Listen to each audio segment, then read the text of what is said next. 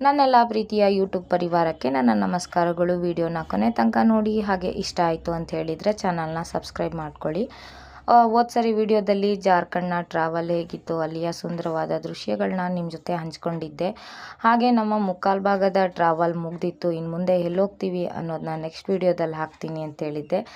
ಹಾಗೂ ಹೀಗೂ ನಾವು ಜಾರ್ಖಂಡ್ನ ಧನ್ವಾದ್ ಸ್ಟೇಷನ್ಗೆ ಬಂದು ಇಳಿದ್ವಿ. ಇಲ್ಲಿಂದ ನಮಗೆ ಬಿಹಾರ್ ಟ್ರೈನ್ ಬಂದು ರಾತ್ರಿ 11 ಗಂಟೆಗಿತ್ತು. ಹಾಗಾಗಿ ನಾವು ಸ್ವಲ್ಪ ಮಾರ್ಕೆಟ್ ಮಾಡೋಕ್ಕೆ ಹೋದ್ವಿ. ಅದಕ್ಕೂ ಮುಂಚೆ ತುಂಬಾ ಹೊಟ್ಟೆ ಹಸ್ಬಿಟ್ಟಿತ್ತು. ಟ್ರೈನಲ್ಲಿ ಅಷ್ಟಾಗಿ ನಾವೇನು ಸರಿಯಾಗಿ ತಿನ್ಕೊಂಡು ಬಂದಿರಲಿಲ್ಲ. ಹಾಗಾಗಿ ಜಾರ್ಖಂಡ್ನಲ್ಲೇ ಇದ್ದಂಥ ಒಂದು ಸಣ್ಣ ಹೋಟೆಲ್ಗೆ ಹೋಗಿ ಮೊದಲು ಹೊಟ್ಟೆ ಪೂಜೆ ಮಾಡ್ಕೊಂಡ್ವಿ. ಆಮೇಲೆ ಶಾಪಿಂಗ್ ಮಾಡೋಕ್ಕೆ ಸ್ಟಾರ್ಟ್ ಮಾಡಿದ್ವಿ. ನಾವು ಕರ್ನಾಟಕದಿಂದ ಹೋಗಬೇಕಾದ್ರೆ ಏನೂ ತೊಗೊಂಡು ಹೋಗಿರಲಿಲ್ಲ. ಹಾಗಾಗಿ ಮಕ್ಕಳಿಗೆ ಬಟ್ಟೆ, ಚಪ್ಪಲಿ ಅಂತೆಲ್ಲ ಕೆಲವೊಂದು ವಸ್ತುಗಳನ್ನ ಶಾಪಿಂಗ್ ಮಾಡ್ಕೊಂಡ್ವಿ. ನನ್ನ ಮಗ ಅಂತೂ ಈಗಲೇ ಹಾಕ್ಕೋಬೇಕು ಅಂತ ತುಂಬ ಹಠ ಮಾಡ್ತಾ ಇದ್ದ.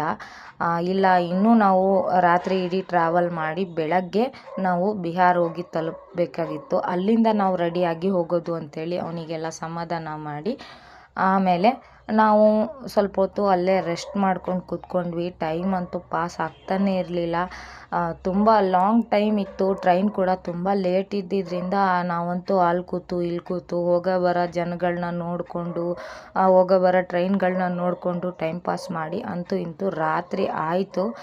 ಆದರೆ ಇದ್ದಕ್ಕಿದ್ದಂಗೆ ಜಾರ್ಖಂಡ್ ಸೈಡ್ನಲ್ಲಿ ತುಂಬ ಜೋರಾದ ಬಿರುಗಾಳಿ, ಹಾಗೆ ಮಿಂಚು, ಗುಡುಗು, ಗಾಳಿ ಜೊತೆ ತುಂಬ ಜೋರಾಗಿ ಮಳೆ ಕೂಡ ಬರ್ತಾಯಿತ್ತು. ಟ್ರೈನ್ ಯಾವುದೂ ಆ ಕಡೆ ಈ ಕಡೆ ಹೋಗಲೇ ಇಲ್ಲ. ಯಾವ ಟ್ರೈನ್ ಎಲ್ಲಿ ನಿಂತಿತ್ತು ಅಲ್ಲೇ ಸ್ಟಕ್ ಆಗಿಬಿಟ್ಟಿತ್ತು.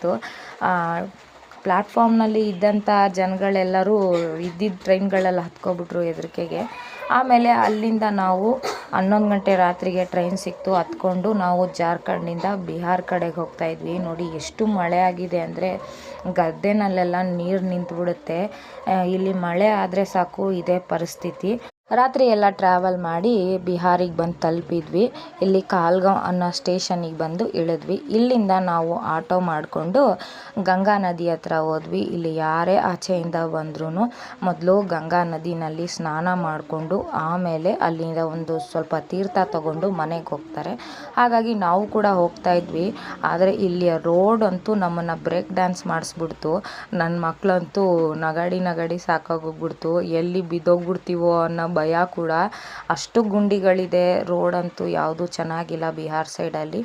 ಆ ಅಂಕು ಡೊಂಕು ರೋಡ್ಗಳನ್ನ ದಾಟ್ಕೊಂಡು ನಾವು ಫೈನಲಿ ಗಂಗಾ ನದಿ ಹತ್ರ ಬಂದು ತಲುಪಿದ್ವಿ. ಇಲ್ಲಿ ನದಿ ಒಳಗಿಂದನೇ 2 ಬೆಟ್ಟ ಇದೆ, ಅದ್ರ ಮೇಲೆ ದೇವಸ್ಥಾನ ಇದೆ. ಆ ದೇವಸ್ಥಾನ ನೋಡಬೇಕು ಅಂದರೆ ನದಿನ ಪಾರ್ ಮಾಡಿಕೊಂಡು ಬೋಟಲ್ಲಿ ಹೋಗಿ ದರ್ಶನ ಮಾಡಬೇಕು. ನಮ್ಮ ಹತ್ರ ಅಷ್ಟು ಸಮಯ ಇರಲಿಲ್ಲ. ಮಕ್ಕಳು ಎಲ್ಲ ಕೂಡ ಟ್ರೈನಲ್ಲಿ ಟ್ರಾವೆಲ್ ಮಾಡಿ ತುಂಬ ಸುಸ್ತಾಗಿದ್ದರಿಂದ ನಾವು ಬೇಗ ಅಲ್ಲಿಂದ ಸ್ನಾನ ಎಲ್ಲ ಮುಗಿಸ್ಕೊಂಡು ಮತ್ತೆ ರೆಡಿ ಆದ್ವಿ.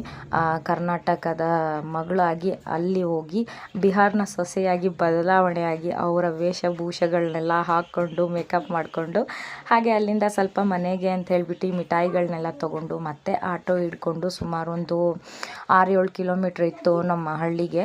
ಅಲ್ಲಿಗೆ ತಲುಪಬೇಕಿತ್ತಲ್ವ, ಹಾಗಾಗಿ ಆಟೋ ಮಾಡಿಕೊಂಡು ನಾವು ಅಲ್ಲಿಂದ ಹೊರಟ್ವಿ. ಇಲ್ಲಿ ಬಂದು ಇಳಿದ ಮೇಲೆ ಮತ್ತೆ ಇಲ್ಲಿಂದ 1 ಕಿಲೋಮೀಟ್ರು ಒಳಗಡೆ ಅಂದರೆ ಹಳ್ಳಿ ಒಳಗೆ ಹೋಗಬೇಕು. ಇಲ್ಲಿ ಗದ್ದೆ ರಸ್ತೆ.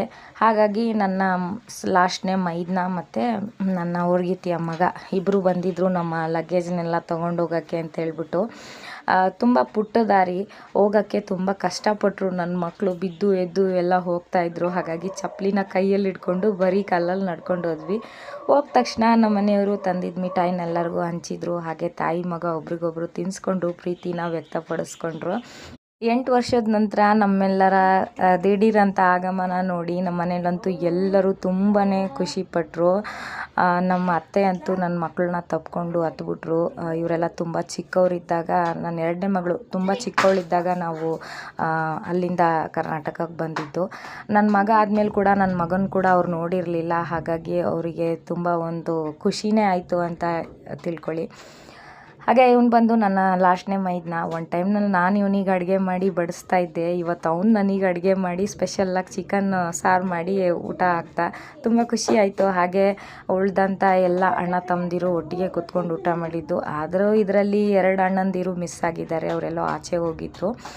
ಬಾಕಿ ಎಲ್ಲರೂ ಊಟ ಮಾಡಿ ಮಲ್ಕೊಬಿಟ್ರು. ನಮಗೆ ನಿದ್ದೆ ಬರಲಿಲ್ಲ. ನಮ್ಮ ಮನೆಯವರಿಗೆ 3 ಜನ ತಮ್ಮದಿರು, ನನ್ನ ಮೈದುನದಿರು, ನಾವೆಲ್ಲ ಒಟ್ಟಿಗೆ ಕೂತ್ಕೊಂಡು ಮೀಟಿಂಗ್ ಮಾಡೋಕ್ಕೆ ಸ್ಟಾರ್ಟ್ ಆಗಿಬಿಟ್ವಿ. ಯಾಕಂದರೆ ತುಂಬ ದಿವಸದ ಮೇಲೆ ಮುಖಾಮುಖಿಯಾಗಿ ಭೇಟಿ ಆಗ್ತಾ ಇದ್ದೀವಲ್ಲ, ಹಾಗಾಗಿ ಕಷ್ಟ ಸುಖ ಮಾತಾಡಿಕೊಂಡು ಹಾಗೆ ಜೋಕ್ಸ್ ಮಾಡಿಕೊಂಡು ಕೂತ್ಕೊಂಡಿದ್ವಿ.